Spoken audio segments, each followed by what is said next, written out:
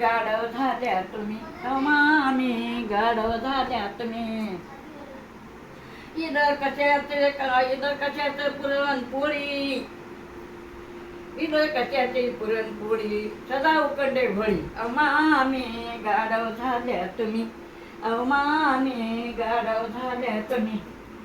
ईद कशाचं काजळ कुकू अन सदाय करते हुकू हुकू, अन मामी गाढव झाल्या तुम्ही, अहो मामी गाढव झाल्या तुम्ही.